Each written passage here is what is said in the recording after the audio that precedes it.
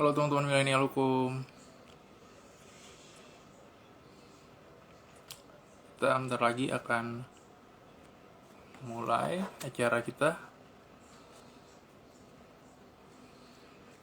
Uh,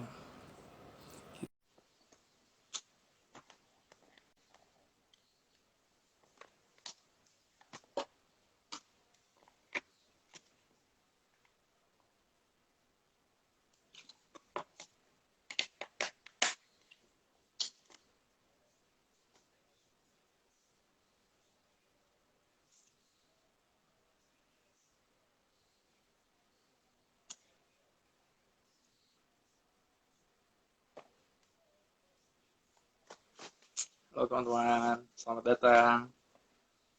Sebentar lagi kita akan mulai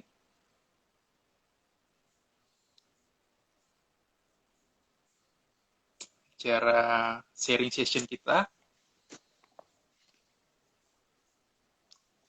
Kita masih menunggu narasumber kita, Bang Gunawan.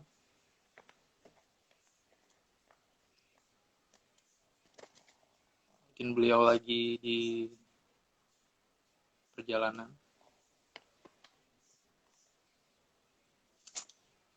Boleh nanya-nanya sebelum kita mulai, santai aja acaranya, juga kita relax. Selamat datang Mas Irsandi.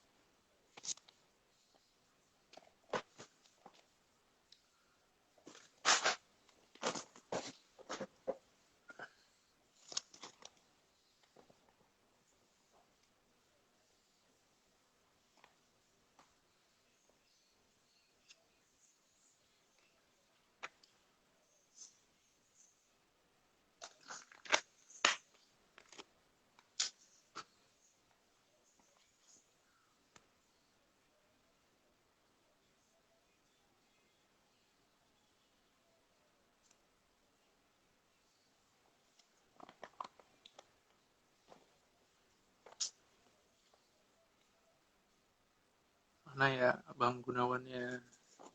Halo Mbak Mimi, apa kabarnya?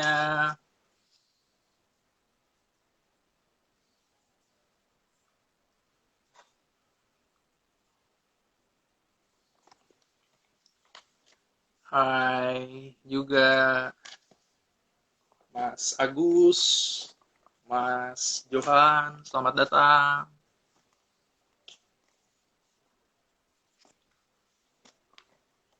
Sebentar lagi kita mulai, kita nunggu Bang Gunawannya.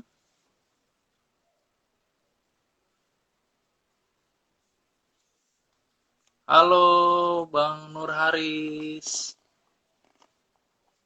Hai, bentar lagi kita mulai. Kita masih nunggu pembicara kita, Bang Gunawan. Kayaknya beliau lagi OTW perjalanan. Nah, beliau udah masuk.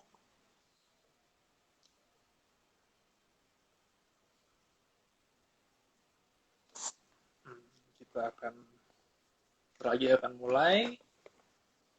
Semoga beliau segera masuk. Wah, halo Bang Gunawan. Halo Reno, Halo. apa kabar Bang Reno? Ya. Kedengaran Kabar nggak suara saya? baik, kabar baik. Kabar baik, Bang. Kabar baik kita di tengah pandemi ini ya. Betul-betul kerepotan kita, Bang ya. Iya. Iya. Ya, Bang memang Reno, semua apa jadi kabar? simpel. Kabar baik, kabar baik. Puji Tuhan kita kabar baik, Bang. Bang Gunawan apa kabarnya?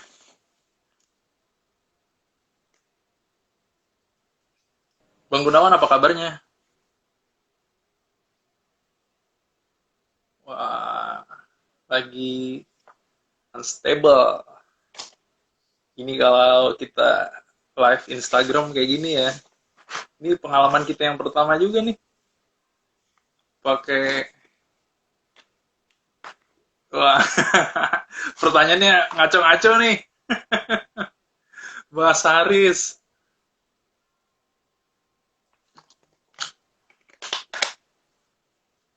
Mm-mm. Bang Gunawannya lab, kita kayaknya jaringan dia, kita undang lagi, kayaknya di internet di tempat dia masih bermasalah kali ya. Belum bayar internet kayaknya Bang Gun. Aduh, ini lah Bang Gun ini kan, kayaknya dia paketnya juga masih terbatas kayak dia. Jadi wifi, kayaknya dia pakai wifi. Mm-mm. Coba kita. Wah, Bang Haris. Keren, antusias. Nanti teman-teman boleh bertanya. Semua nanti teman-teman yang bertanya nanti akan dipilih oleh Bang Gunawan. Siapa yang penanya terbaik akan kita dapat berikan buku. Buku original dari penerbit KPG, grup dari Kompas Gramedia Group, yang dengan judul Kartosuwiryo, Cita-Cita Negara Islam. Ini bukunya Mimpi Negara Islam. Ini buku bagus, masih baru, masih bersegel. Kita akan berikan pada teman-teman yang akan bertanya terbaik, nanti akan dipilih oleh Bang Gunawan. Gitu, teman-teman.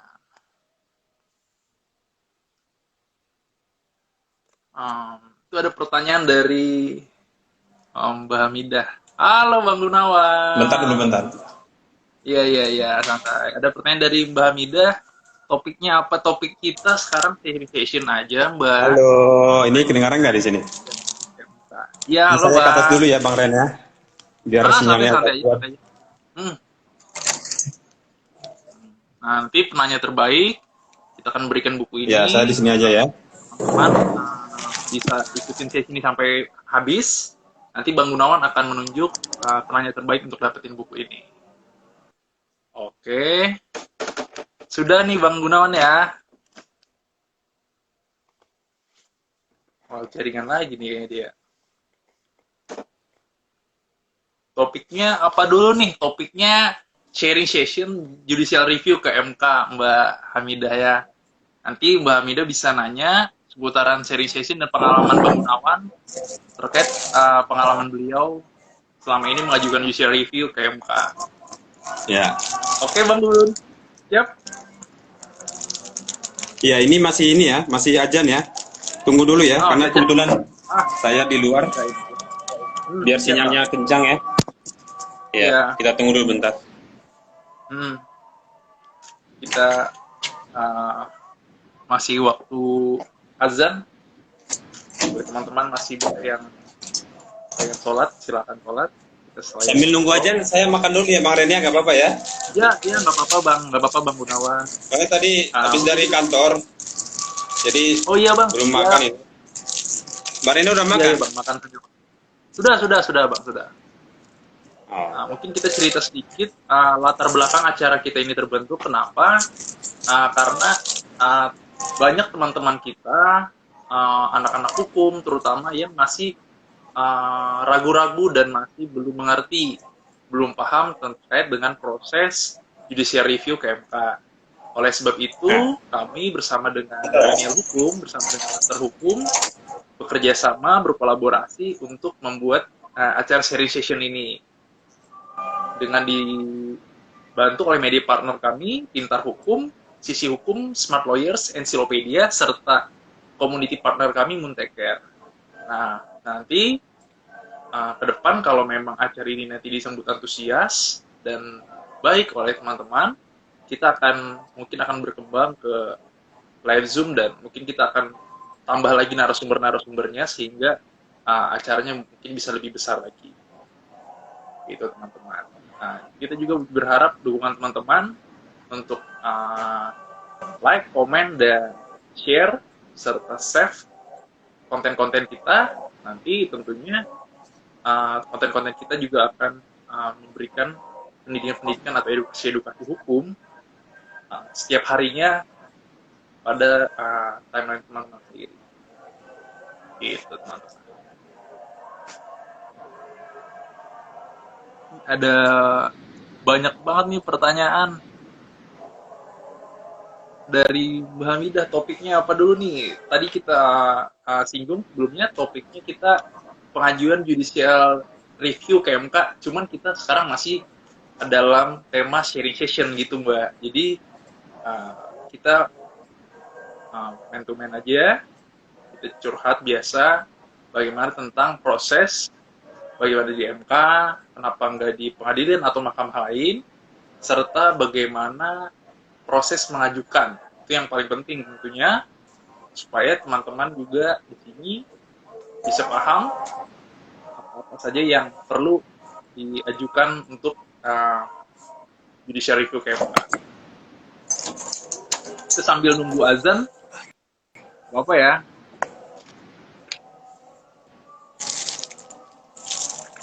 Izin ya teman-teman ya, makan dulu ya. Ya, makan dulu Bang Gunawan, makan dulu. Kami nunggu aja nih. Kita sambil nunggu azan ya teman-teman ya.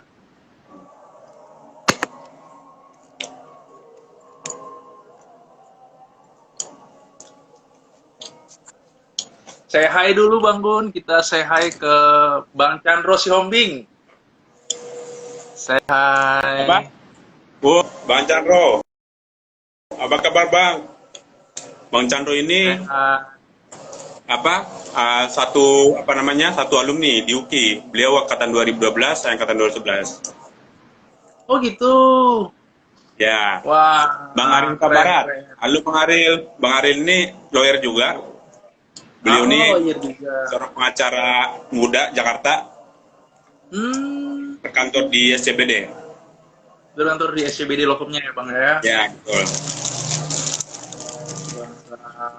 Mungkin kita nanti bisa ke depan sharing-sharing atau kerjasama lah dengan Bang Aryo dan atau dengan teman-teman lainnya ya, berkolaborasi ke depan. Kita bikin tema-tema atau sharing-sharing session lagi seperti acara ini ya, supaya kita juga makin kreatif ngisi-ngisi waktu kita luang kita kali teman-teman ya. Oke.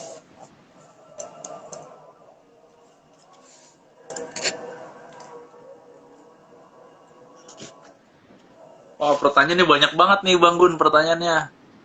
Apa tuh? Mbak Hamidah, ada Bang Hari. Makasih Le Aril.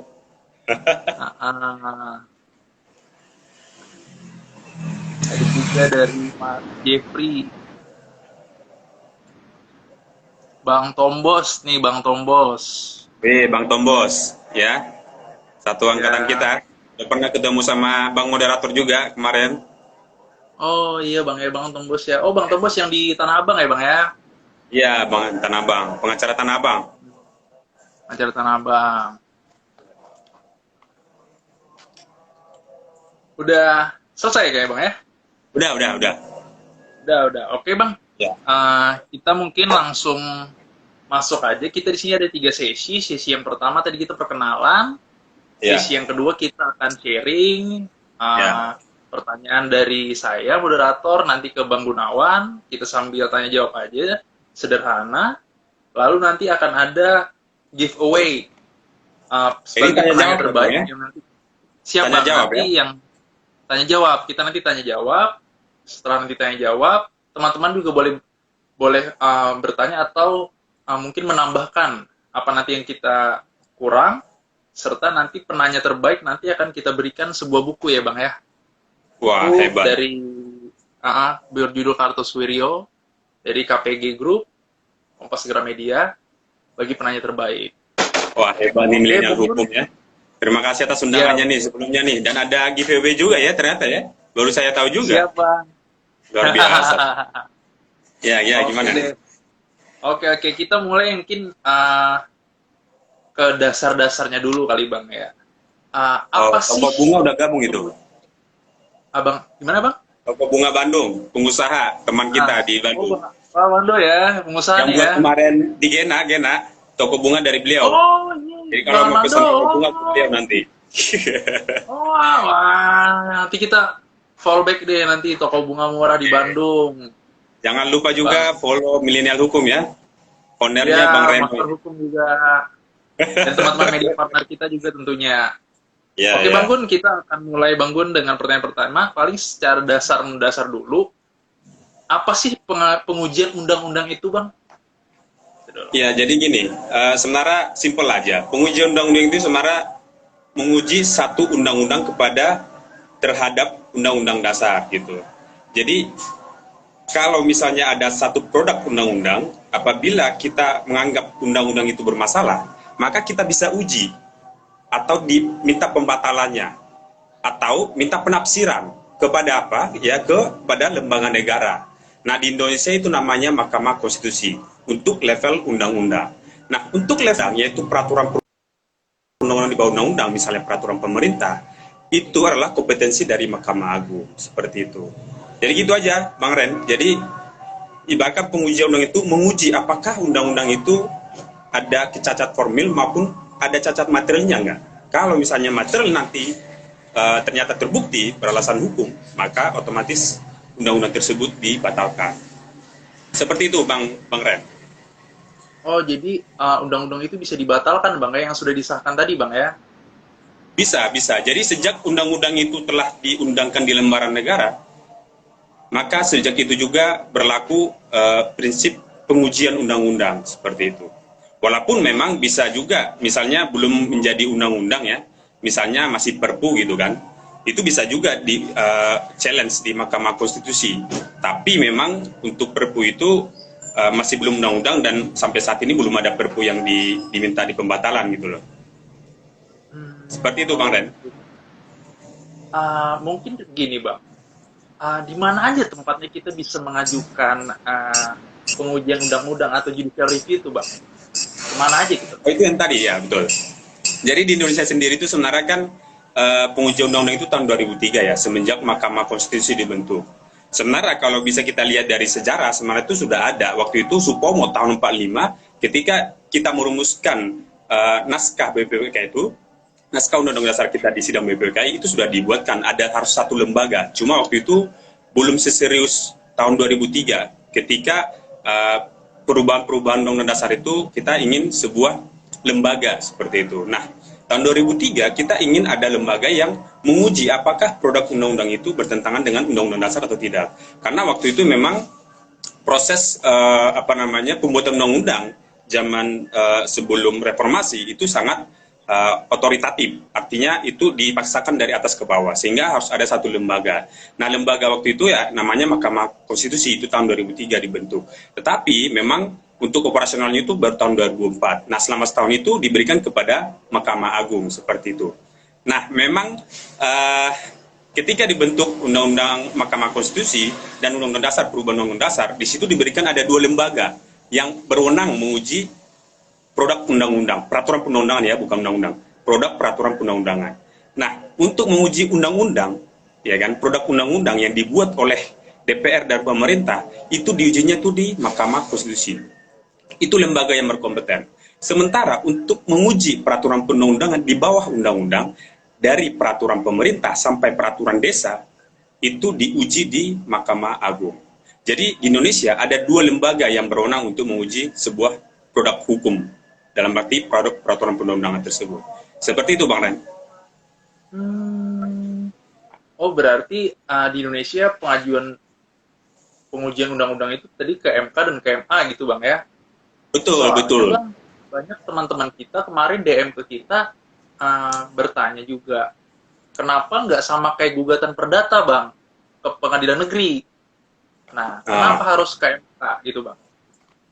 Oh ya, beda. Jadi memang itulah kompetensi sebuah pengadilan ya. Jadi kalau tadi Bang Reno bilang ya, kalau misalnya pengadilan negeri itu biasanya itu mengadili manusia gitu loh. Mengadili keadilan lah, kalau bahasa saya ya. Tapi kalau Mahkamah Konstitusi itu mengadili norma. Jadi normanya itu yang diadili, bukan manusianya, seperti itu. Jadi itulah bedanya. Jadi kalau misalnya memang kita, misalnya nih ada permasalahan-permasalahan, misalnya gugatan gitu kan, itu kan ke pengadilan negeri. Tapi kalau misalnya ada kita anggap satu undang-undang yang cacat, misalnya nih Bang Reno dilaporkan nih, contoh ya, Bang Reno dilaporkan nih dengan pasal yang menurut Bang Reno itu tidak adil seperti itu. menurut Bang Ren itu tidak adil dan pasal ini sangat-sangat multitafsir. Misalnya yang sekarang ini banyak sekali undang-undang yang multitafsir seperti undang-undang ITE seperti itu. Kalau misalnya Bang Reno menganggap undang-undang ITE itu bermasalah, silakan saja di challenge di Mahkamah Konstitusi. Karena Mahkamah Konstitusi mengadili norma gitu loh. Norma itu artinya itu undang-undangnya seperti itu. Tapi kalau misalnya Bang Reno nggak setuju dengan peraturan pemerintah, dengan peraturan daerah, misalnya di suatu daerah ada yang menurut Bang Reno itu nggak sesuai dengan undang-undang ya kan? Nggak sesuai dengan undang-undang. Jadi batu ujinya itu adalah undang-undang kalau di Mahkamah Agung. Tapi kalau di MK, batu ujinya itu adalah undang-undang dasar. Kalau misalnya Mahkamah Agung, misalnya Bang Reno nggak setuju dengan perda, ya silakan saja dia ajukan ke Mahkamah Agung seperti itu. Nanti Mahkamah Agung nanti yang membatalkan seperti itu, Bang Ren. Oh gitu Bang ya. Mungkin secara eksplisit kita perlu tahu nih, apa sih Bang kewenangan dari Mahkamah Konstitusi itu Bang? Dan kewajiban. Oh iya, jadi gini. Sebenarnya gini, kalau Mahkamah Konstitusi itu kan saya bilang mengadili norma ya, tetapi juga jangan salah. Ada juga dia kewenangan untuk mengadili manusia, dalam arti mengadili keadilan itu sendiri. Misalnya ya, untuk kasus misalnya untuk perselisihan pemilihan umum, itu kan yang diuji itu kan kasus konkret, ya kan, atau keadilan itu sendiri gitu loh. Kasus konkret yang diadili, bukan abstrak dia.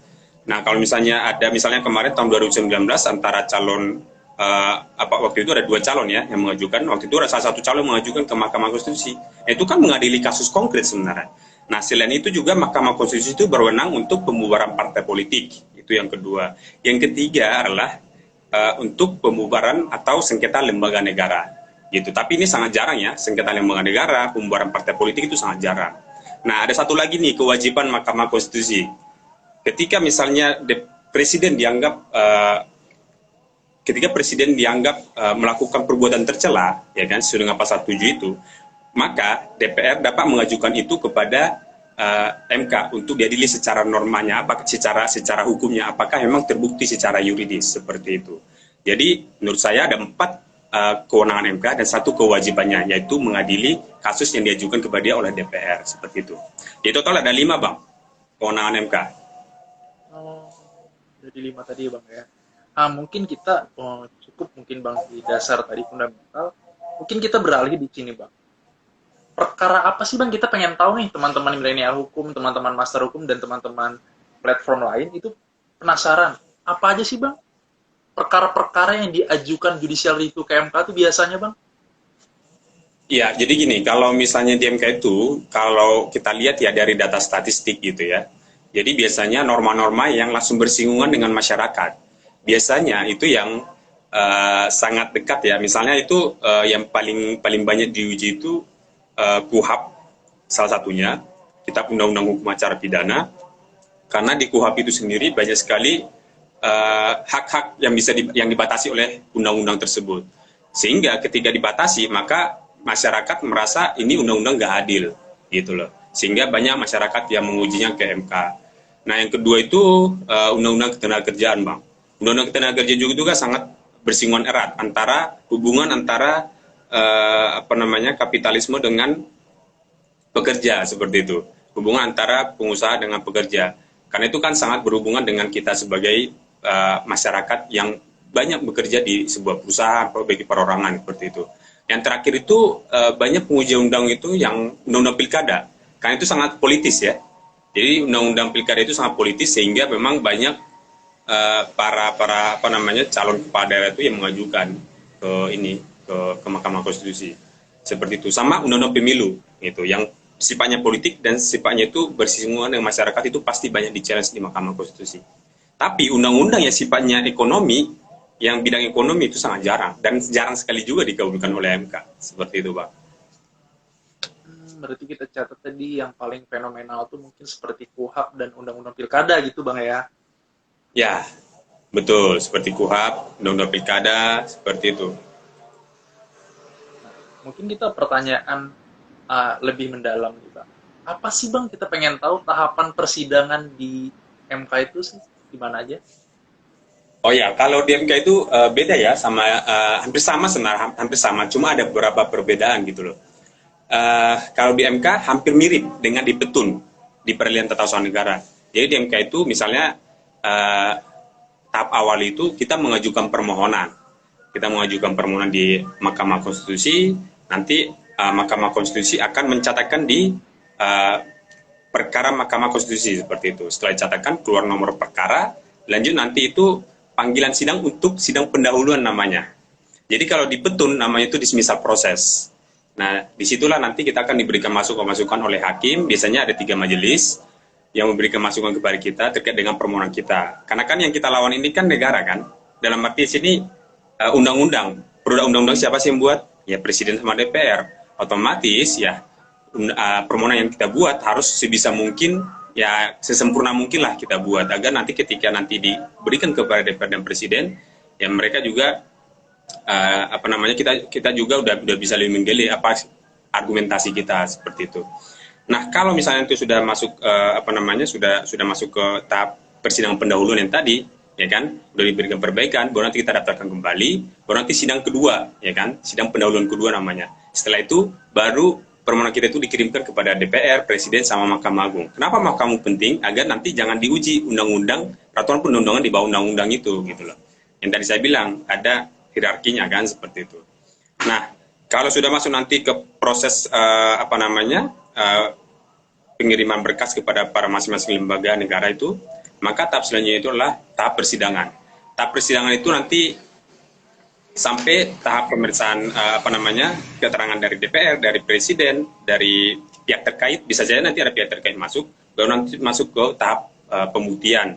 Pembuktian itu ada 3 biasanya, yaitu untuk mendengarkan keterangan ahli, terus mensahkan alat bukti, terus juga nanti mendengar keterangan ahli ada 3 pihak itu, yang dari pemohon, terus dari pemerintah dan DPR, maupun dari pihak terkait. Baru nanti kesimpulan, habis kesimpulan baru nanti masuk ke putusan. Seperti itu Bang tahapannya. Jadi kira-kira ada 12 kali sidang lah. Tergantung dari saksi ya. Tergantung dari saksi, tergantung dari ahli juga. Kalau semakin banyak saksi dan ahli, otomatis semakin panjang juga nanti persidangannya. Seperti itu Bang. Oh, berarti dia ada juga masih kita bergantung pada beberapa hal tadi ya Bang ya? Betul, saksi. Betul. Oke. Mungkin sekarang kita lebih mendalam Bang lagi ke pengalaman Bang Gunawan nih, selaku lawyer atau pengacara konstitusi. Apa aja sih pengalaman Abang yang pernah mengajukan permohonan judicial review ke MK? Iya, ini pertanyaan menarik nih. Jadi ini pengalaman ya Bang ya, karena memang tema kita ini pengalaman gitu loh. Jadi pertama kali saya menguji undang-undang itu ketika saya bergabung di kantor Pak Refli Harun waktu itu, tahun 2018. Waktu itu kita sedang menguji sebuah undang-undang nasionalisasi aset Belanda ya, aset Belanda. Jadi kita mengatakan ingin membawa argumen bahwa memang aset-aset yang telah dibeli oleh swasta maupun pemerintah itu tidak dapat diajukan gugatan lagi. Nah, jadi klien kita waktu itu memang ada membeli aset dari yang pemerintah, dan itu tapi aset Belanda telah dinasionalisasi seperti itu. Akan tetapi atas aset yang telah dibeli klien kita ini banyak digugat, baik itu dari perdatanya, tata usahanya, seperti itu. Akhirnya kan itu nggak menciptakan kepastian hukum. Nah, kita waktu itu bawa ini ke Mahkamah Konstitusi agar nanti Mahkamah Konstitusi menafsirkan sebenarnya itu nasionalisasi itu apa maknanya gitu loh. Nah, kita mau minta agar ketika itu sudah ditafsirkan bahwa memang setiap aset-aset yang telah dibeli baik itu swasta maupun pemerintah dan disaji oleh pemerintah itu tidak bisa digugat lagi, baik itu gugatan perdata, tata usaha negara maupun gugatan yang lain seperti itu. Nah, itu yang pertama, pengalaman pertama saya Bang gitu. Nah, pengalaman kedua waktu itu kita menguji undang-undang pilkada Bang, pasal 7 ayat 1. Waktu itu ada salah satu calon yang waktu itu ada satu calon yang mau mencalonkan tahun 2020 ya. Itu tahun 2018, kan dia mau mencalonkan tahun 2020. Waktu itu dia menjadi bupati, beliau ditangkap karena menggunakan narkotika. Nah, karena dia menggunakan narkotika, otomatis waktu itu dia masih gubernur. Ditangkap, waktu itu langsung turunlah dari Mendagri agar melakukan pemecatan. Gitu loh. Nah, waktu itu karena udah nonaktif, dia akhirnya keluar rehabilitasi, harus keluar putusan persidangan, dia akhirnya keluar. Nah, akhirnya dia udah sembuh gitu dan sudah direhabilitasi. Nah, pertanyaannya, ketika dia sudah direhabilitasi dan sembuh dari narkotika, apakah dia bisa mencalonkan lagi? Kan itu menjadi isu hukumnya. Nah, Iya, di iya. pasal 7 ayat 1 Undang-Undang Pilkada, Undang-Undang Nomor 10 Tahun 2016 itu tidak bisa membolehkan. Kenapa? Karena itu ada pasal namanya perbuatan tidak pernah melakukan perbuatan tercela. Salah satu syarat calon, gitu loh, calon kepala daerah. Nah, dia terganjal itu dong, ya kan? Makanya kita mau, nah salah satu tercela itu Bang Ren, itu kalau misalnya dia pernah menggunakan narkotika. Nah, itu yang kita uji. Nah, pernah menggunakan narkotika itu apakah setelah sebelum dia sembuh atau sesudah. Nah, kan? Nah, itu yang mau kita bawa kan klien kita udah sembuh.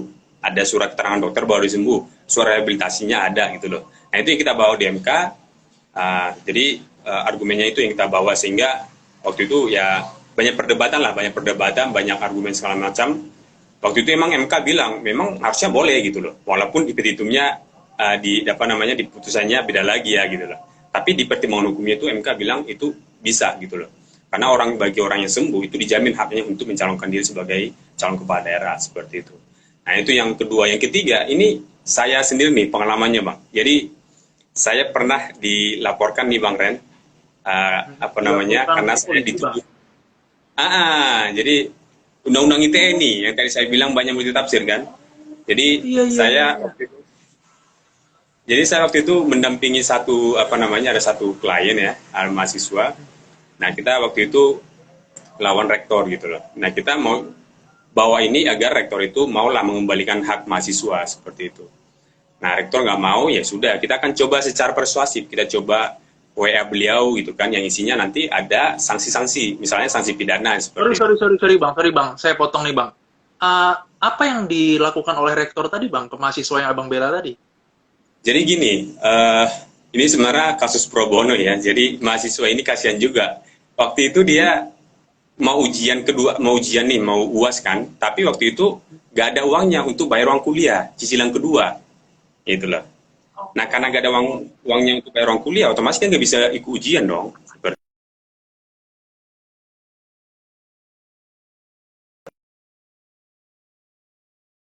Nilai mereka dihapus. Jadi satu semester mereka harus ulang lagi seperti itu.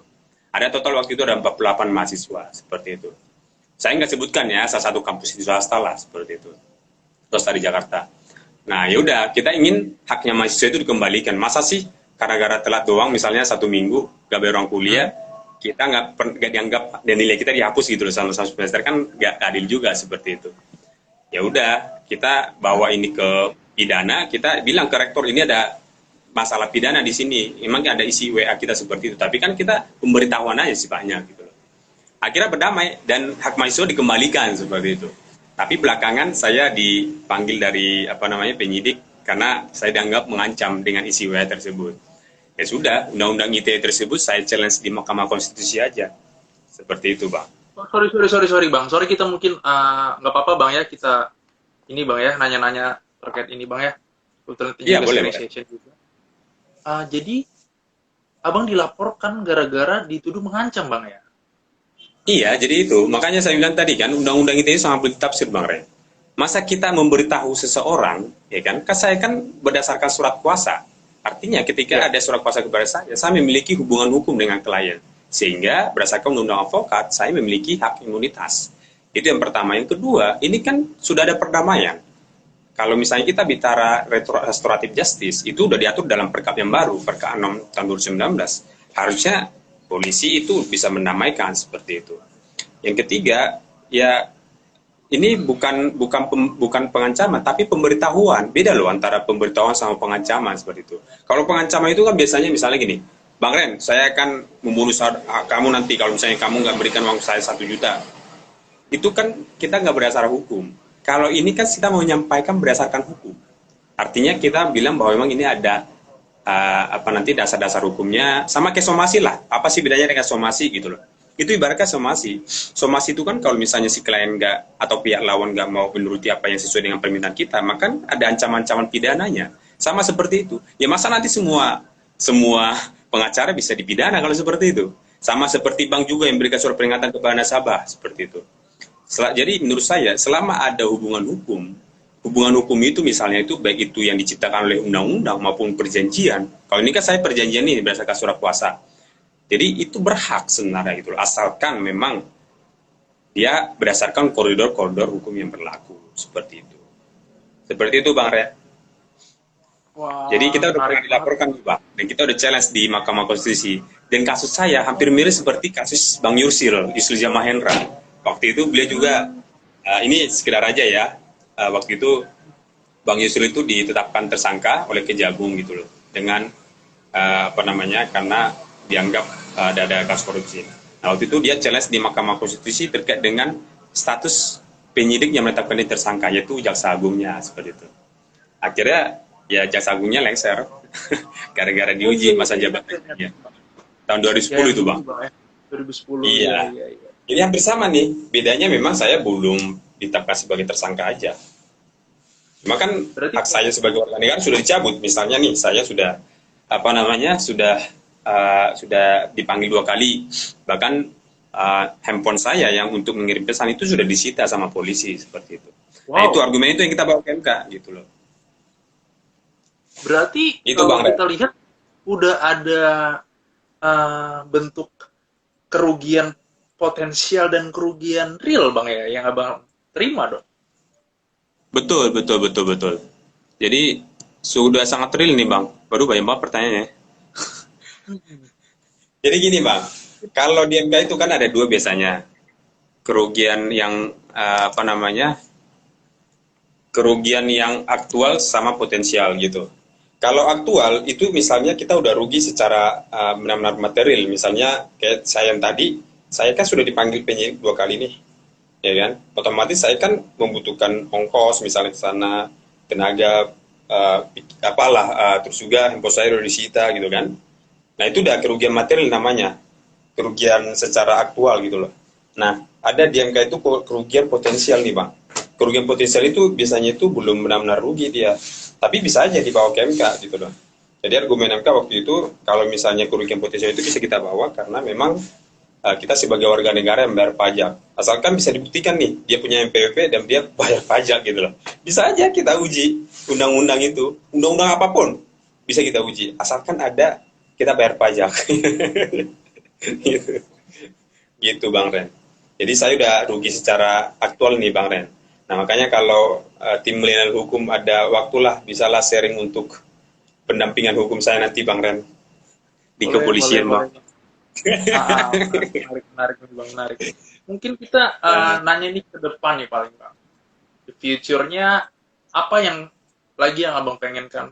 Kayaknya Abang ini kayaknya udah pengalaman banget, udah 3 kita lihat majuin judicial review ke MK.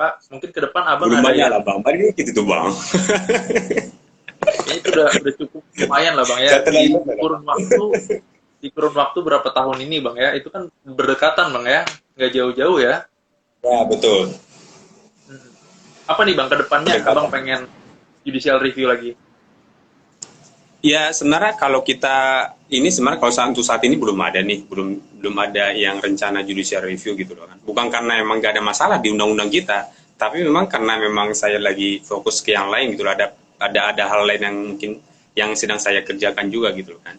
Ya tapi kalau kita lihat misalnya ya produk undang-undang kita itu biasanya ya dari awal saja sudah banyak dikritik gitu loh. Biasanya undang-undang yang awalnya banyak dikritik, biasanya ketika diundangkan pasti banyak di judicial review di MK gitu. Nah, ya kita tahu lah kemarin Ciptaker ya, tapi kita nggak Iya. tahu nih gimana MK menilainya, karena kan sangat politis sekali itu.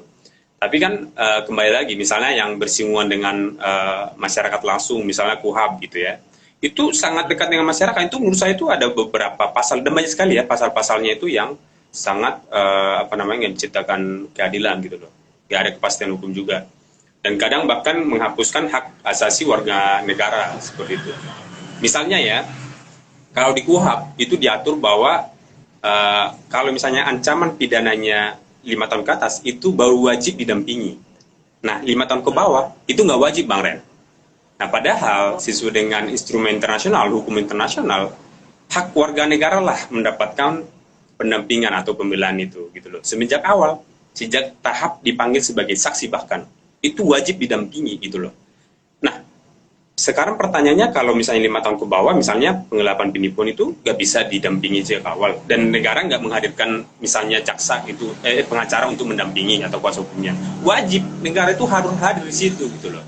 Melalui apa? Melalui bantuan hukum. Kan kita udah menciptakan undang-undang bantuan hukum.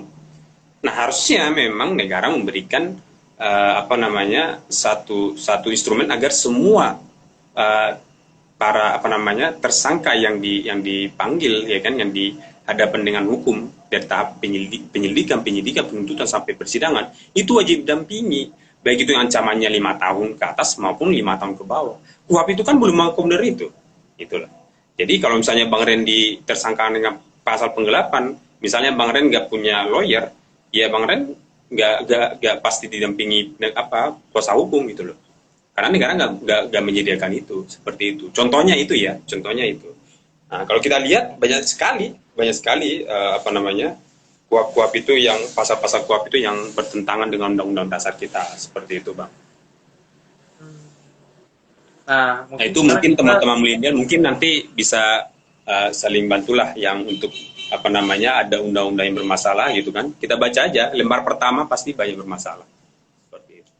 Nah, benar nih, ketika Bang singgung dengan teman-teman tadi mahasiswa, banyak dari kita bingung nih Bang, terkait dengan apa saja sih Bang persiapan sebelum teman-teman mau JR ke MK? Apa dulu nih yang mau disiapin mereka, perlu disiapin? Ini paling penting Bang. Jadi ibaratnya sebelum berperang kita harus siapkan dulu gitu loh. Jadi kalau pakai teorinya Sunji, ya kan, kalau misalnya kita gak ada persiapan pasti kalah itu, ya kan. Jadi menurut saya paling utama itu persiapan. Apa sih yang harus kita persiapkan? Yang pertama itu adalah ya kita harus persiapkan dulu apa namanya argumen apa yang mau kita bawa gitu loh.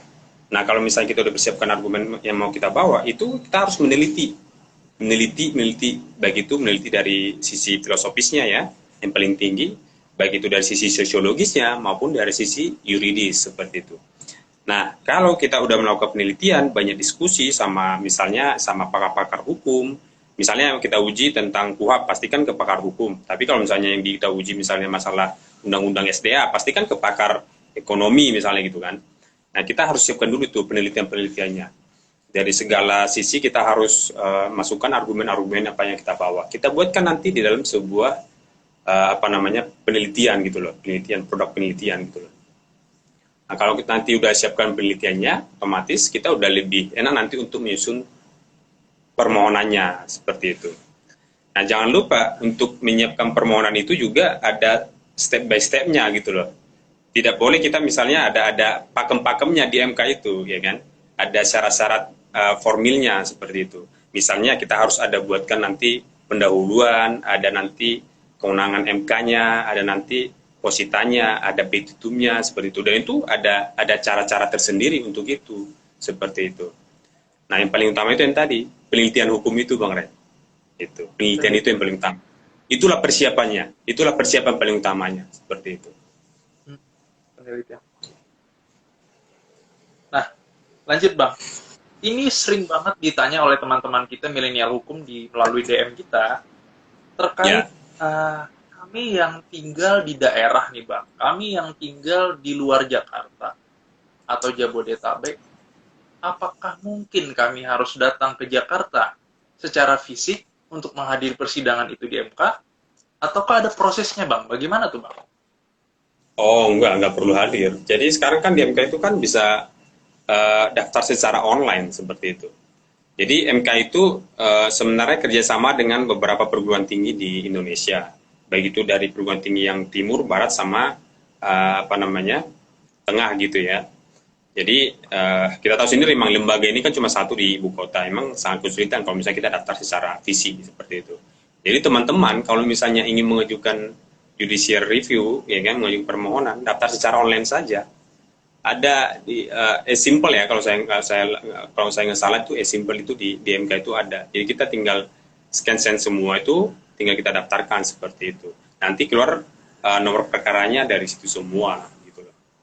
Nah, cuma nanti saya nggak tahu ya, karena terakhir ini kan ada pandemi ini, sehingga MK semua itu membatasi, termasuk juga yang hadir di persidangan tuh. Jadi yang di Jakarta pun itu sidangnya secara online sekarang Bang. Sidangnya secara online. Nggak ada lagi sidang secara fisik datang ke sana gitu loh. Walaupun ada datang secara fisik, itu kemarin saya tahun 2020 ya, terakhir mengajukan judicial itu kita dibatasi. Sekarang udah tinggal 2 gitu loh. Maksimal orang yang bisa hadir di MK itu. Dan kita pun harus pakai protokol kesehatan. Nah, MK di sini sangat-sangat ketat lah untuk itu. Nah, seperti itu Bang. Jadi bagi teman-teman yang di luar kota nih, di luar kota Jakarta ya, baik itu yang dari Papua maupun dari Aceh, Sabang sampai Merauke, bisa mengajukan online saja. Padahal kan sekarang sudah internet kita sudah semakin canggih gitu loh, semakin cepat gitu loh, gitu. Itu Bang Ren. Ini informasi juga buat teman-teman yang banyak nanya kita ke DM, teman-teman di daerah bisa nih kita dengar langsung dari Bang Gunawan secara online. Mungkin kayaknya cukup Bang, kita mengingat pertanyaan kita juga udah banyak nih. Mungkin Oh iya. Ada gium Bang dulu Bang, kita ada gium nih, pengen dengar ada gium hukum dari Bang Gunawan apa sih? Oh iya. Kalau saya teman-teman milenial dan teman-teman master hukumnya.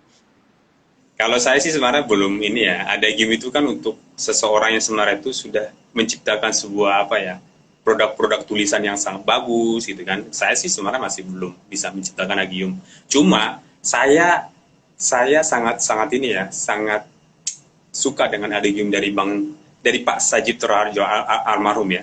Beliau bilang gini, bukan manusia untuk hukum, tapi hukum itu untuk manusia. Artinya, ya hukum itu untuk melayani manusia, ya kan? Bukan sebaliknya, manusia yang melayani hukum gitu loh. Maka karena seperti itu, otomatis kita sebagai penegak-penegak hukum, janganlah kita menggunakan hukum itu untuk misalnya membuat menakut-nakuti orang gitu loh, untuk membuat orang seolah-olah dia tidak tahu hukum sehingga kita perdayakan seperti itu. Itu simpelnya seperti itu. Jadi kita gunakanlah hukum itu secara baik ya, secara bermanfaat. Kalau saya itu secara bermanfaat lebih tinggi ya, gitu loh. Agar hukum itu berguna bagi kita sebagai instrumen alat sosial seperti itu. Itu Bang Ren. Manusia untuk hukum, bukan hukum untuk manusia, Bang ya? Sebaliknya, justru hukum itulah untuk manusia. Bukan sebaliknya, manusia bukan untuk hukum. Itulah. Bukan manusia untuk hukum. Wow. Ini betul-betul filosofis ya, Bang ya? Ya, saya ambil dari Bang Sajib Raharjo lah itu, bukan dari saya pribadi, Bang Ren. Cuma saya sangat merenung sekali gitu loh. Hukum itu sangat benar-benar harus kita kita menciptakan hukum itu harus benar-benar memanusiakan manusia seperti itulah. Itu Bang Ren. Oke, Bang. Sekarang kita mungkin cukup Bang kita ke sharing session ya. Karena kita kembali ke sesi tanya jawab nih Bang. Ini banyak banget sudah pertanyaan dari teman-teman kita. Kita baca nih Bang, yang pertama dari Bang Kopi Hitam 1001. Untuk pengujian norma undang-undang, bila dirasa ada hak dasar secara konstitusional, sebagai warga negara dirugikan. MK selaku guardian of the constitution pada prinsipnya merupakan manifestasi dari kedaulatan rakyat. Ya. Lanjutkan. Sepengalaman Bang Gunawan, apa sih urgensinya dari kehadiran MK itu? Padahal dalam praktiknya tidak jarang MK itu tidak tepat sasaran dalam menafsirkan atau menguji undang-undang terhadap Undang-Undang 1945. Karena masih tidak jarang hanya digunakan untuk kepentingan tertentu saja. Padahal putusan MK itu sangatlah krusial bagi kehidupan warga negara. Namun, oleh karena putusan MK final and binding, cenderung masih rentan terhadap kekosongan hukum itu sendiri, yang mana masih belum cukup mengakomodir kerugian konstitusional itu sendiri. Nah, lanjutkan lagi. Bagaimana sih menurut Bang Gunawan selaku ahli dan punya pengalaman terhadap pengujian di MK? Hal-hal apa saja yang penting untuk diperhatikan dalam mengajukan permohonan agar tidak ditolak? Oke Bang, boleh Bang dijawab? Wah, ini pertanyaannya luar biasa ini. Harusnya yang jawab ini seorang pakar hukum tata negara ya. Ini memang saya belum pakarnya nih, Bang Kopi Hitam. Bang Kopi Hitam ini sebenarnya nama aslinya siapa ya? Kok jadi saya penasaran ini. Namanya Kopi Hitam. Ini bagus banget pertanyaan ini, Bang. Jadi sangat filosofis ya pertanyaannya beliau ya. Jadi sebenarnya itu tafsiran MK itu sebenarnya gimana sih gitu kan? Kan pada intinya gitu kan? Kan belum cukup selama ini untuk mengisi kekosongan hukum kita gitu loh. Memang sebagai the sih ya. guardian of the constitution tadi bang ya. Ya, pelindung apa namanya hak warga negara, hak konstitusi seperti itu. Sebenarnya gini ya Bang ya, kalau misalnya kita bicara tentang Mahkamah Konstitusi, kita bicara juga tentang manusia di dalamnya. Hakim-hakim MK itu juga kan manusia-manusia juga yang memiliki keterbatasan untuk menjangkau hukum kita di masa depan. Dia hanya bisa mengakomodir untuk saat ini. Ketika dia diputuskan hari itu, besoknya itu bisa saja itu nggak bisa mengakomodir hukum yang hidup dalam masyarakat. Kenapa seperti itu? Karena memang filosofis sekali ya, ketika kita memutus itu, bisa nggak sih kita misalnya lompatan kata gitu loh, kita misalnya menciptakan hukum itu yang bisa menjangkau di masa depan, futuristik. Nggak bisa Bang. Termasuk putusan MK sendiri pun, itu nggak bisa mengakomodir itu. Dia hanya bisa mengakomodir permasalahan hukum yang diajukan ke dia saja, untuk saat itu. Tapi untuk besoknya, ketika diputus itu, dia pasti sudah menjadi barang usang putusan MK tersebut. Itulah yang banyak dipertanyakan orang, seperti itu. Nah, sekarang kalau misalnya seperti itu, bagaimana? Ya silakan diajukan saja ke MK lagi, gitu loh. Jadi misalnya ada kebutuhan-kebutuhan masyarakat yang butuh untuk ini, ya silakan diajukan ke MK, gitu loh. Karena Bang gini, nilai-nilai hidup yang masyarakat itu pasti berkembang, pasti sangat dinamis, apalagi di era teknologi sekarang ini, gitu loh. Tapi hukum kita itu sangat lamban, itu ngikutin belakang. Ibaratkan larinya nilai hidup masyarakat, nilai-nilai hidup masyarakat itu 100, kita ini, hukum kita ini baru 1 gitu loh. Baru satu per kilometer per jam gitu loh maksudnya. Ini udah lari 100. Nah, ini yang menjadi permasalahan dan ini memang belum bisa, dan hampir semualah produk putusan, baik itu yang kita sifatnya di Indonesia maupun di luar negeri, ya kan, itu pasti seperti itu Bang. Pasti seperti itu. Pasti seperti itulah. Dia nggak bakal bisa mengakomodir nilai-nilai hidupnya masyarakat yang bersifat ke depan. Gitu loh Bang. Jadi makanya memang kalau misalnya masyarakat menganggap ada putusan MK yang belum mengakomodir, silakan diajukan lagi saja ke MK. Dan MK pasti mempersilakan asal batu ujinya berbeda. Seperti itu. Asal batu ujinya berbeda. Silakan dibajukan ke MK dengan misalnya pasal 1 undang-undang sudah dibatalkan nih, contohnya, tapi belum mengakomodir, kita minta lagi aja ke MK. Ya kan? Minta lagi untuk tafsir baru. Pasti kan MK memiliki pasti MK memiliki pendapat baru dengan pendapat baru yang dari permohonan itu kan gitu kan, dengan alasan seperti ini nilai kami berbeda nih sekarang nih, masyarakat ternyata kehidupannya itu, kebutuhan hidupnya itu berbeda, nah, kebutuhan hidupnya itu berbeda nih sekarang, seperti itu. Nah pasti ya bisa aja MK pasti mengubah pendapatnya yang sebelumnya itu Bang, bisa saja karena nilai-nilai hidup masyarakat itu pasti berkembang gitu loh, dan MK pasti mengikuti itu, seperti itu Bang Ren. Oke, kita mudah-mudahan Bang Kopi Hitam puas dengan jawaban Bang Gunawan. Luar biasa kita Kopi Hitam Bang pertanyaannya sambil ngopi kayaknya itu nanya. Kita lanjut ke pertanyaan Bang Ariel Huta Barat. Izin Bang Gunawan, saya ada buat pertanyaan. Cuma karena di chat tidak muat, saya kirim by chat WA. Terima kasih, sukses untuk Bang Gunawan. Mungkin bisa dicek WA-nya Bang. Ini saya cek dulu nih WA nih. Saya kirim ke Bang ini. Dikirim ke WA Bang Gunawan.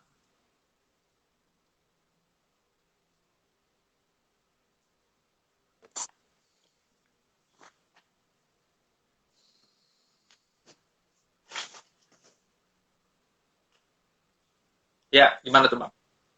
Ajukan pertanyaannya saja Bang. Ada di mana Bang? Di WA saya Bang? Di WA ya. Oke. Coba kita buka. Izin bertanya Bang Gunawan. Tadi berdasarkan pemaparan dari Abang bahwa MK sebagai Guardian of Constitution memiliki wewenang untuk menguji produk suatu undang-undang dengan batu uji Undang-Undang 1945 sebagai dasar NKRI. Nah, pertanyaan saya, apakah Undang-Undang 1945 itu memungkinkan untuk diuji juga di MK tanpa harus melalui DPR MPR? Sebagaimana yang kita tahu bahwa Undang-Undang 1945 itu sudah mengalami perubahan amandemen sebanyak 4 kali. Terima kasih. Gimana tuh Bang? Ya, jadi gini. Ini pertanyaannya bagus juga nih. Sangat-sangat bagus ya. Pertanyaannya, bagus. MK bisa nggak sih menguji undang-undang dasar gitu loh? Ya. Jadi undang-undang dasarnya diuji, bukan undang-undangnya ya. Gitu loh. Ya. Bisa saja. Bisa. Jadi gini, ada teori mengatakan teori perubahan konstitusi. Jadi gini, itu namanya teori perubahan konstitusi. Jadi konstitusi kita ini pun kan itu kan produk hukum tertulis. Pasti dia nggak bisa mengakomodir kebutuhan hidup yang masyarakat seperti itu. Dia tapi bukan menguji ya, tapi dia bisa menambahkan norma hukum baru di dalam konstitusi kita melalui putusannya. Itu namanya teori perubahan konstitusi melalui putusan peradilan. Dalam hal ini Mahkamah Konstitusi. Dia bisa saja menafsirkan, bisa, kenapa nggak bisa, gitu loh. Tapi memang kewenangan itu tidak diberikan oleh Undang-Undang Dasar maupun Undang-Undang. Akan tetapi MK bisa menafsirkan nih Undang-Undang Dasar ini harusnya ditambahkan seperti ini di dalam putusannya. Seperti itu. Karena dia kan bukan sebagai cuma penguji undang-undang ke undang-undang dasar, tapi dia juga penafsir loh. Ingat, MK itu adalah penafsir konstitusi kita, agar nilai-nilai dalam konstitusi itu selalu mengakomodir kebutuhan masyarakat. Nah, salah satu contohnya nih Bang, ketika waktu itu menafsirkan konstitusi kita, waktu itu kan untuk calon presiden, waktu itu kan hanya diakomodir oleh konstitusi kita hanya untuk 2 calon saja gitu loh. Untuk 3 calon lebih gitu loh. Nah pertanyaannya, kalau misalnya 2 calon itu sah atau tidak? Nah sebenarnya kalau secara konstitusi tidak sah, gitu loh. Jadi pemenang itu harusnya ditentukan itu adalah kalau misalnya sesuai dengan konstitusi kita itu 51+1. Kalau misalnya nggak mendapat suara seperti itu pemilihan ronde kedua. Tapi itu kan untuk yang 3 calon atau lebih. Sekarang kalau misalnya 2 calon, ya nggak bisa dong, ya kan? Berarti kalau misalnya pemenangnya nggak sah dong secara konstitusi. Tapi MK bilang tahun 2018 bisa saja gitu loh 2 calon. Jadi pemenangnya itu adalah 51+1 dan menang di 20%, menang di setengah jumlah provinsi Indonesia dan mendapatkan suara 20% di setengah provinsi tersebut. Gitu Bang Ren. Jadi MK sudah pernah menafsirkan konstitusi kita, gitu Bang. Oh, oke. Nah ini Gitu. saya rasa semoga Bang Ariel Tebarat puas dengan jawaban Bang Gunawan. Lanjut kita ke pertanyaan lagi nih Bang. Dari Bang Amin Syahwan. Tadi disinggung mengenai dengan narkoba. Nah, bagaimana tinjauan yuridis mengenai dengan anak di bawah umur dalam tindak pidana narkoba? Dasar pengujian yang kuat filosofis, sosiologis, yuridis. Nah, gimana tuh Bang? Nah, kalau ini kan saya belum menyinggung tadi ya, itu kan menyinggung mengenai salah satu calon kepala daerah yang ingin mencalonkan diri, tapi dia tergenjang oleh undang-undang gitu loh. Kalau ini kan anak di bawah umur, saya nggak berkompeten untuk menjawab itu gitu loh. Jadi saya untuk menghindari menjawab hal-hal yang sebenarnya itu tidak sesuai dengan apa yang pengalaman saya ya, seperti itu. Itu Bang Ren. Bang Amin mengerti ya dengan jawaban Bang Gunawan. Kita lanjut lagi ke pertanyaan selanjutnya. Ini ada pertanyaan Bang dari Mbak Hamidah. Pasal 59 ayat 1 Undang-Undang Kerja dihapus pada Undang-Undang Cipta Kerja. Bertentangan dengan keadilan dan kesejahteraan pekerja. Maka jika ingin melakukan pengujian terhadap undang-undang tersebut, maka apa hasil positif yang mungkin didapatkan dari hasil pengujian tersebut? Nah, itu gimana tuh Bang? Pertanyaan dari kami. Ini sebenarnya pertanyaannya harus dijelaskan dulu ya. Pasal 51 itu seperti apa bunyinya kan gitu. Jadi kita harus tahu juga gitu loh. Tapi kalau misalnya tadi saya dengar ya, apakah boleh menguji pasal yang sama? Kalau saya tangkap seperti itu. Yang tadi saya bilang boleh saja, asalkan batu ujinya berbeda gitu loh. Misalnya sekarang kita menguji dengan menggunakan pasal 28D ayat 1 Undang-Undang Dasar. Nah, setelah itu boleh saja kita uji dengan menggunakan batu uji yang berbeda, misalnya pasal 28G, pasal 28H, seperti itu. Boleh menguji satu pasal terus-menerus dengan menggunakan batu uji yang berbeda, seperti itu. Prinsipnya seperti itu kalau DMK. Oke. Mudah-mudahan Mbak Hamidah puas dengan jawaban Bang Gunawan, atau mungkin ada ketidakpuasan boleh ditanya lagi di kolom komentar. Kita akan harus dijelaskan dulu itu sebenarnya bunyi pasalnya seperti apa pertentangannya di situ. Jadi ketika kita menjawab, kita memahami gitu persoalannya apa. Gitu. Nah ini dibalas nih Bang sama Mbak Hamidah, pencabutan PKWT.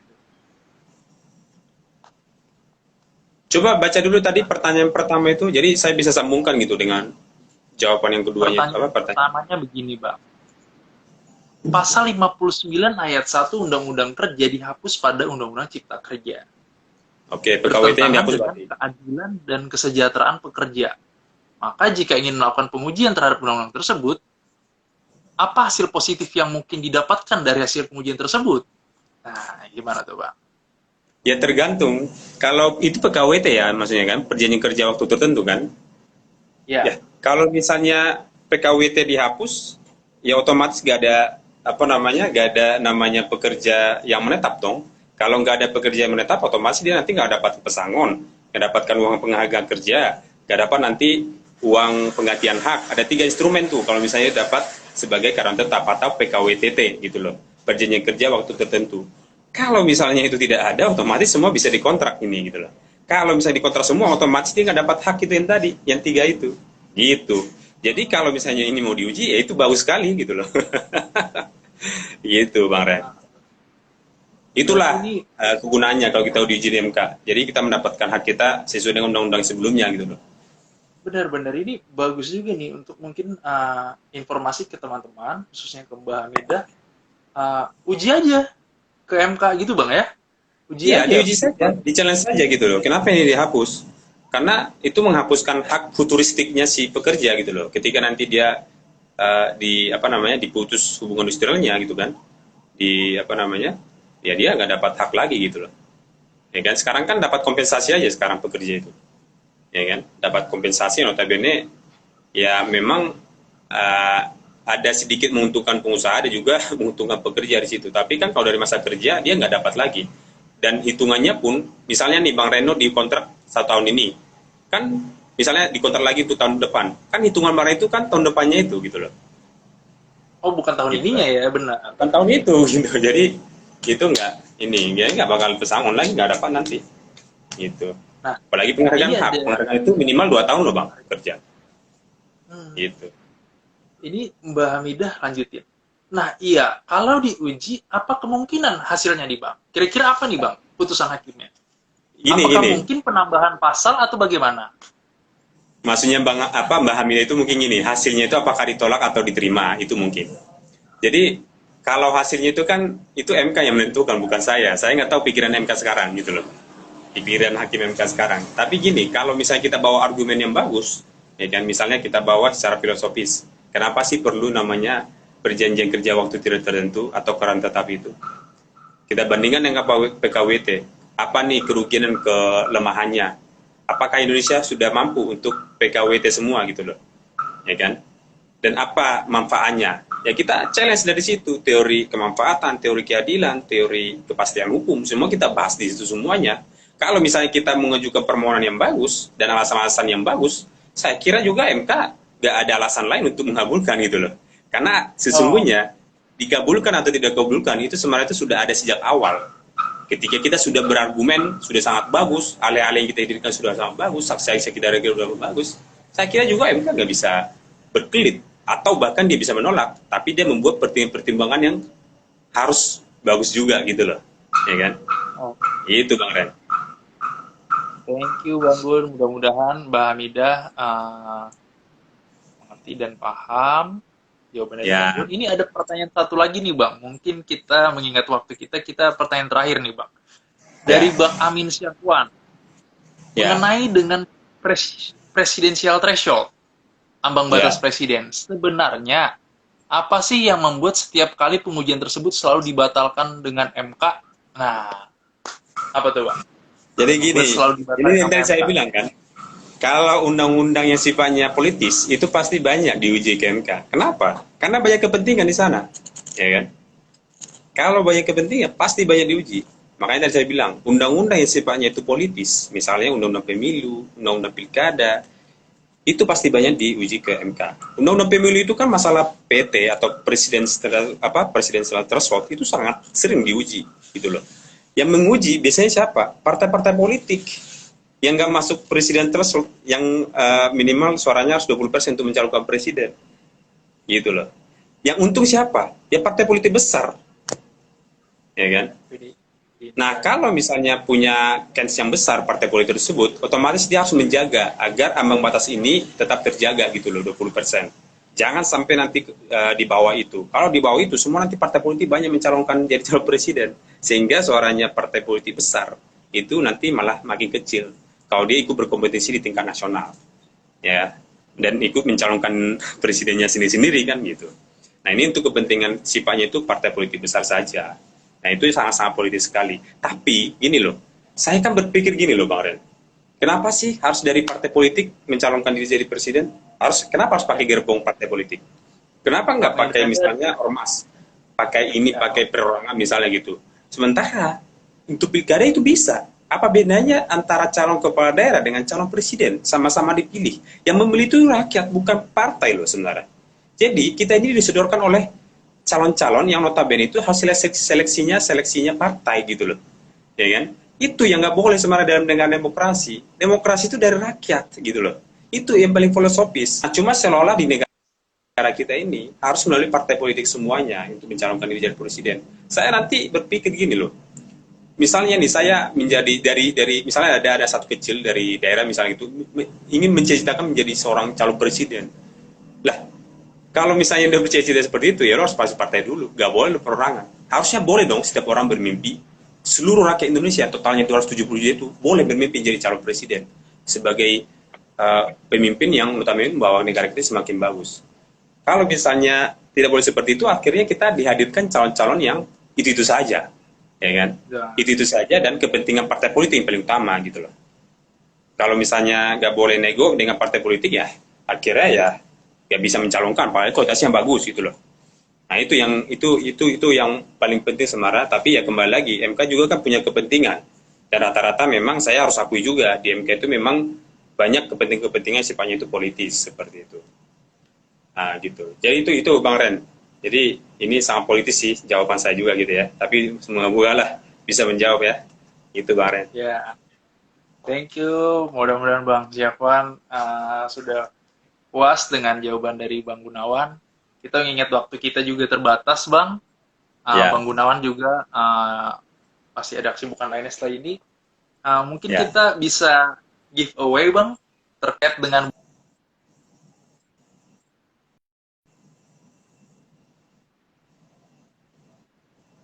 untuk menentukan siapa penanya terbaik, Bang. Pada sharing session Ini saya menentukan sendiri ya. Bang Gunawan silakan yang menentukan. Ini sebenarnya saya bingung nih. Karena pertanyaan-pertanyaan tadi bagus-bagus sekali ya. Sangat. Tapi mungkin karena memang harus kita pilih yang terbaik ya kan. Jadi ya saya harus harus membuat pilihan seperti itu. Gak boleh nanti semua terbaik sebenarnya, semua baik karena pertanyaan-pertanyaan tadi itu sifatnya sama mendasar gitu loh. Tapi kalau untuk pertanyaan yang terbaik ya kan, ini agak sulit juga. Tapi ya udahlah, kita karena diminta oleh Bang Reno ya udah kita akan pilih. Sebentar Bang.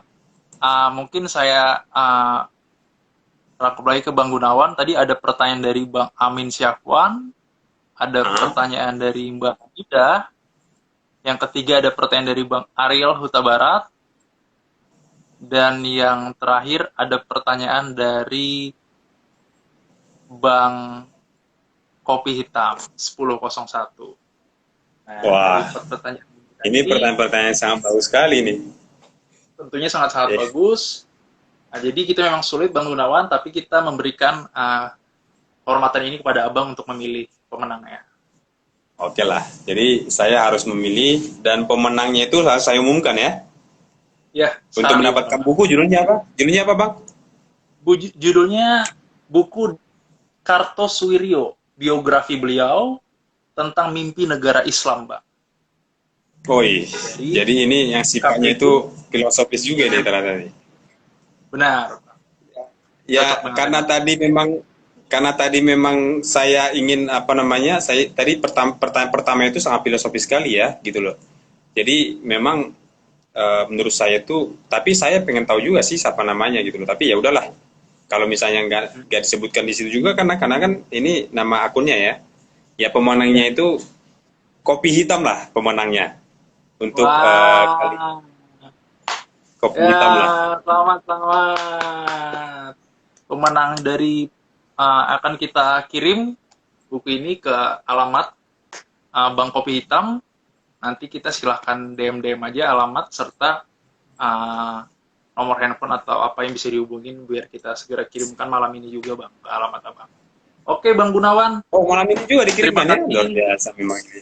Ya, kita kirimkan Bang. Kita tanggung semua biayanya Bang. Terima kasih teman-teman yang sudah mau hadir dan sudah berkenan 1 jam dari tadi sampai sekarang untuk menonton.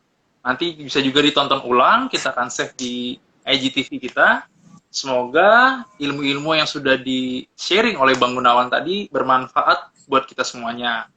Jangan lupa dukung terus platform Milenial Hukum dan Master Hukum, tentunya bekerja sama dengan media partner Pintar Hukum, Sisi Hukum, Smart Lawyer, Encyclopedia, serta community partnernya Munteker. Serta like, comment, and share, serta save untuk lihat, bisa dilihat kapan-kapan saja. Oke, Bang Gun, terima kasih. Terima kasih Milenial atas undangannya ya. Siap, Bang. Lagi siap. Thank you semuanya. Thank you. Saya live ya. Thank you Bang. semuanya. Udah.